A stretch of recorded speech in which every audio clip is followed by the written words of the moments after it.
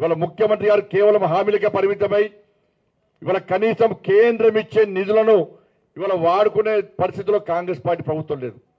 ఒకవైపు కేంద్రం ఇచ్చే నిధులను దారి మళ్లిస్తున్నారు, మరొక వైపు కేంద్రం ఇచ్చే నిధులను వాడుకోలేని పరిస్థితిలో తిరిగి నిధులు వాపసు అయ్యే పరిస్థితి ఇవాళ తెలంగాణ రాష్ట్రంలో ఉత్పన్నమైంది. ఎందుకంటే పేరు కోసం తాపత్రయపడుతున్నారు. కేంద్రం నిధులు వస్తే దాన్ని వాడుకుంటే నరేంద్ర మోడీ గారి పేరు వస్తుంది, భారతీయ జనతా పార్టీ పేరు వస్తుందని చెప్పి ఇవాళ అడ్డగోలుగా ఇవాళ అవినీతికి పాల్పడుతూ కేంద్ర నిధులు దారి మలుస్తున్న విషయాన్ని ఇవాళ తెలంగాణ సమాజం గుర్తుంచుకోవాలి. తెలంగాణ రాష్ట్ర అభివృద్ధికి భారతీయ జనతా పార్టీ ప్రభుత్వం, నరేంద్ర మోడీ గారి ప్రభుత్వం కట్టుబడి ఉంది.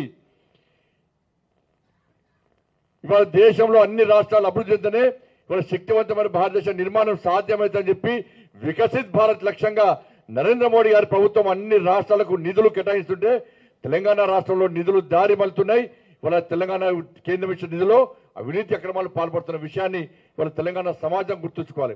ఇవాళ అనేక నిధులు దారి వాపసు పోతున్నాయి. ఇవాళ మ్యాచింగ్ గ్రాంట్ ఇస్తలేరు, భూసేకరణ చేస్తలేరు, కానీ కేంద్రాన్ని విమర్శించడమే ఇవాళ పనిగా పెట్టుకున్నారు.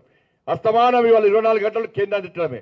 ఇవాళ రాష్ట్ర ప్రభుత్వం తెలంగాణ రాష్ట్రం అభివృద్ధి చెందాలంటే కేంద్రంతో సమన్వయం పాటించాలి, ఒక మంచి ఆలోచనతో ముందు ప్రయత్నం చేయాలి. కానీ ప్రధానమంత్రిని కలవడానికి పోతారు, ప్రధానమంత్రి తిట్టిపోతారు. ఇక్కడ అవి మీడియాలో పోతే ప్రధానమంత్రికి పోతాయి. కేంద్ర మంత్రులు కలవడానికి పోతారు, కేంద్ర మంత్రులను విమర్శించి ఇష్టానుసారంగా శాపనార్థాలు పెట్టి కేంద్ర మంత్రులను కలుస్తారు. ఏ విధంగా నిధులు వస్తాయి? ఇవాళ సిగ్గుండాలి రాష్ట్ర ప్రభుత్వానికి. ప్రతి సంవత్సరం కూడా పంట కొనుగోలు సందర్భంలో, ముందుగా పంట వేసుకునే సందర్భంలో కేంద్ర ప్రభుత్వం అన్ని రాష్ట్రాలతో ఒక సమీక్ష నిర్వహిస్తుంది. ఒక సమీక్ష నిర్వహించి ఈ సంవత్సరం మీ రాష్ట్రం నుంచి ఎంత ప్రొక్యూర్మెంట్ అవసరం ఉంటుందో కేంద్ర ప్రభుత్వం నివేదికలు ఉంటుంది. ఆ నివేదికల ప్రకారం కేంద్ర ప్రభుత్వం కొనుగోలు ప్రారంభిస్తుంది. కానీ దీన్ని పడుచుకోకుండా రాష్ట్ర ప్రభుత్వం ప్రణాళిక లేకుండా, కొనుగోలు ప్రారంభించకుండా ఇవాళ కేంద్ర ప్రభుత్వం కొంటలేదు, కేంద్ర ప్రభుత్వం కొంటలేదంటే కేంద్ర ప్రభుత్వం కొంటుందా కొంటుంది స్పష్టం చేయండి. కేంద్ర ప్రభుత్వం కొంటలని చెప్పి లేఖ రాయండి. ఇవాళ కేంద్ర ప్రభుత్వం కొనుగోలు కొనకుంటే రాష్ట్ర ప్రభుత్వం రూపాయి బిల్లు లేదు మీ దగ్గర. రోజువారీ కార్యక్రమాలకే ఇవాళ మీకు అద్దెకెత్తలేదు మీ దగ్గర. ఇవాళ డిఎల్ ఇస్తలేరు, పిఆర్సీ అమలు చేస్తలేరు, ఉద్యోగాలు ఇస్తలేరు, నిరుద్యోగ ఇస్తలేరు, 6 గ్యారెంటీలు అమలు చేస్తలేరు. మీ ప్రభుత్వం నడవడమే కష్టం. ఇక్కడ ప్రభుత్వం నడవడం కష్టం, కానీ ఢిల్లీకి మూటలు అప్పయ్యడం మాత్రం సక్సెస్ అవుతుంది కాంగ్రెస్ పార్టీ ప్రభుత్వం.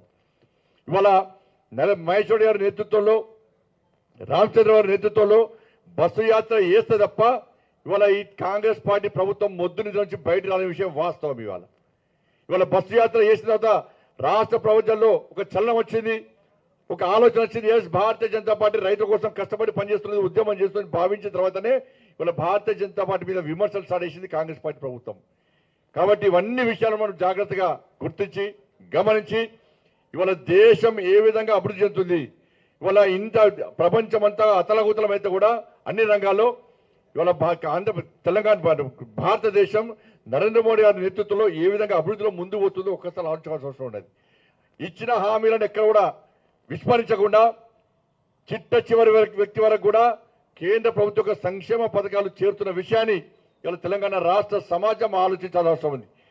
ఏ రాష్ట్రంలో ప్రజల మీద బర్డెన్ లేకుండా, ఏ రాష్ట్రంలో ప్రజలు ఇబ్బంది పడకుండా నరేంద్ర మోడీ గారి ప్రభుత్వం పక్కా 100% ప్రతి సంక్షేమ పథకాన్ని ఇవాళ మీకు అందించే ప్రయత్నం చేస్తున్నది. పేదల ప్రతినిధిగా, పేదల ప్రభుత్వంగా ఇవాళ నరేంద్ర మోడీ ప్రభుత్వం ముందుకు సాగుతున్న విషయాన్ని మనం గుర్తుంచుకోవాలి. కాబట్టి అదే దిశలో ఇవాళ తెలంగాణ రాష్ట్రం అభివృద్ధి చెందాలంటే ఏ ప్రభుత్వం రావాలి, ఏ ప్రభుత్వం ఏర్పడాలో ఒక్కసారి గుండె మీద చేసుకుని ఆత్మవిమర్శించుకోవాల్సిన అవసరం తెలంగాణ సమాజానికి ఉందన్న విషయాన్ని ఒక్కసారి గుర్తుంచుకోవాలి. ఇవాళ కేంద్రంలో నరేంద్ర మోడీ గారి ప్రభుత్వం ఇవాళ తెలంగాణ రాష్ట్రంలో ఏర్పడితే తప్ప ఇవాళ 8 లక్షల కోట్ల అప్పులు తీరాయి. తెలంగాణ రాష్ట్రం అభివృద్ధి చెందన్న విషయాన్ని ఒకసారి గుర్తుంచుకోండి. ఇచ్చే ప్రభుత్వానికి అధికారం ఇవ్వండి, తెలంగాణ రాష్ట్రం అభివృద్ధి చెందుతుంది. వాళ్ళ పక్క రాష్ట్రం ఆంధ్రప్రదేశ్ ప్రభుత్వం అభివృద్ధి చెందుతుందంటే వాళ్ళ అక్కడ నరేంద్ర మోడీ ప్రభుత్వం ఏర్పడది. నీతి రహితం నీతివంతంగా పాలన కొనసాగుతున్నది. కేంద్రం ఇచ్చిన నిధులు సద్వినియోగం చేసుకుంటున్నారు, నిధులు దారి మళ్లిస్తలేరు, నిధులు వాపసు పోతలేవు. వాళ్ళ బీజేపీ పాలిత రాష్ట్రాల్లో అభివృద్ధి చెందుతుందంటే నీతి నిజాయితీతో, కమిట్మెంట్ తోని, ఒక నిబద్ధతతోని ఆయా రాష్ట్రాల్లో ప్రభుత్వం అవినీతి రహిత ప్రభుత్వాలుగా వాళ్ళ ముందుకు సాగుతున్నాయి కాబట్టి అభివృద్ధి చెందుతుంది. వాళ్ళ తెలంగాణ రాష్ట్రం పూర్తి అవినీతిమయమైంది. బీఆర్ఎస్ పార్టీ పాలన అవినీతే, కాంగ్రెస్ పార్టీ పాలన అవినీతే. ఇటువంటి పరిస్థితుల్లో ఇచ్చే ప్రభుత్వానికి అధికారం ఇవ్వండి, నిధులు ఇచ్చే ప్రభుత్వానికి అధికారం ఇవ్వండి, నిజాయితీగా పాలించే ప్రభుత్వానికి అధికారం ఇవ్వండి, నిబద్ధతతో పాలించే ప్రభుత్వానికి అధికారం ఇవ్వండి, కమిట్మెంట్తో మీ గురించి ఆలోచించే ప్రభుత్వానికి అధికారం ఇవ్వండి. అటువంటి పార్టీకి అధికారం ఇస్తే తెలంగాణ రాష్ట్రం అభివృద్ధి చెందుతుంది తప్ప ఈ తెలంగాణ రాష్ట్రాన్ని ఎవరు కాపాడేటువంటి స్థితిలో లేరన్న విషయాన్ని తెలంగాణ సమాజం గుర్తించాల్సిందిగా మీ అందరికీ విజ్ఞప్తి చేస్తూ, అందరికీ ఇచ్చిన అధికారం ఒక్కసారి ఇవ్వండి బీజేపీకి అవకాశం. ఈ తెలంగాణ రాష్ట్రం ఏ విధంగా అభివృద్ధి చెందుతుందో మేము చూస్తాం. కాంగ్రెస్ పార్టీకి అధికారం ఇచ్చారు, టీడీ గతంలో అనేక పార్టీకి అధికారం ఇచ్చారు, బీఆర్ఎస్ పార్టీకి అధికారం ఇచ్చారు. అప్పులు పెరుగుతున్నాయి తప్ప ప్రజల సంక్షేమం ఏ విధంగా పెరుగుతలేదు, ప్రజల సంక్షేమంగా బతికే పరిస్థితి లేదు, సంక్షేమ ఫలాలు మీకు ఎంతలేవు.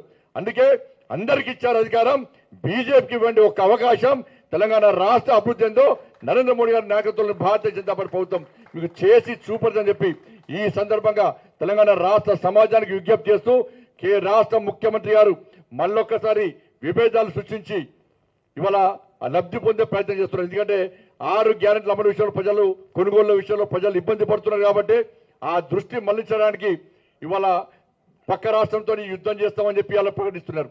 భారతీయ జనతా పార్టీని టార్గెట్ చేసి ఇలా విమర్శించే ప్రయత్నం చేస్తున్నారు. ఇలా కాళేశ్వరం విషయంలో మహారాష్ట్ర ప్రభుత్వం మనకు సహకరించిన విషయాన్ని రాష్ట్ర ముఖ్యమంత్రి గారు మర్చిపోయినట్టున్నారు. కాళేశ్వరం విషయంలో, ప్రాణహిత చెవుల విషయంలో కానీ ఇతర ప్రాజెక్టుల విషయంలో పక్క రాష్ట్రంతో ఇబ్బందులు ఉంటే కలిసి కూర్చొని మాట్లాడుకునేటువంటి ప్రయత్నం చేయాలి. ఈ రాష్ట్ర ముఖ్యమంత్రి అపాయింట్మెంట్ అడిగితే రాష్ట్ర ముఖ్యమంత్రి ఇయ్యాడట, కిషన్ రెడ్డి గారు అపాయింట్మెంట్ ఇప్పారట. చెప్పు నాకు చేత కాదు అపాయింట్మెంట్స్ కూడా చేతనైతలని చెప్తే మేమే ముందుకు వస్తాం, కిషన్ గారు ముందుకు వస్తారు. పక్క రాష్ట్రాలతో మంచి సంబంధాలు ఏర్పరచుకొని రాష్ట్ర అభివృద్ధి లక్ష్యంగా ముందుకు పోవాలి తప్ప పక్క రాష్ట్రాలతో గిల్లి గజ్జాలు పెట్టుకొని దాని ద్వారా మళ్ళీ తెలంగాణ వాదాన్ని మళ్ళీ ఒకసారి తీసుకొచ్చి దాని ద్వారా రాజకీయ లబ్ధి పొందాలని చూస్తే ఇది మంచి పద్ధతి కాదు. మహారాష్ట్ర ప్రభుత్వం పక్క సహకరిస్తుంది. అన్ని రాష్ట్రాలు సంక్షేమంతో ఉండాలి, అన్ని రాష్ట్రాల ప్రజలు లాభపడాలి, అన్ని రాష్ట్రాల ప్రజలు సుఖ సంతోషాలు జీవించాలనేటువంటి ఆలోచనతోనే నరేంద్ర మోడీ ప్రభుత్వం ముందుకు వస్తుంది. కాబట్టి అన్ని విషయాల్లో రాష్ట్ర ప్రభుత్వానికి సహకరిస్తాం. పక్క రాష్ట్ర అభివృద్ధికి కట్టుబడి మేము ఉన్నాం. నిధులు ఇచ్చేది మేమే. కేంద్ర ప్రభుత్వం నిధులు లేకుంటే రాష్ట్ర ప్రభుత్వం నడిచే పరిస్థితి లేదు. కేంద్ర ప్రభుత్వ సంక్షేమ పథకాలు తప్ప తెలంగాణ రాష్ట్రంలో ఒక్క ఇతర సంక్షేమ పథకాలు అమలు చేసే పరిస్థితి లేదు. కాబట్టి మళ్ళీ అప్పీల్ చేస్తున్నా, అందరికి ఇచ్చిన అధికారం ఒక్కసారి బీజేపీకి ఇవ్వండి అవకాశం. అభివృద్ధి ఏందో చూపడతాం, సంక్షేమం ఏదో చూపడతాం. తెలంగాణ రాష్ట్రం ఏ విధంగా అన్ని రాష్ట్రాల్లో అగ్రగామిగా ఉండే విధంగా చూపడతామని చెప్పి ఈ సందర్భంగా విజ్ఞప్తి చేస్తూ మరొకసారి తెలంగాణ రాష్ట్ర ప్రజలందరూ కూడా ఆవిర్భావ దినోత్సవ శుభాకాంక్షలు తెలియజేస్తూ ముగిస్తున్నాను. జై శ్రీరామ్, జై తెలంగాణ.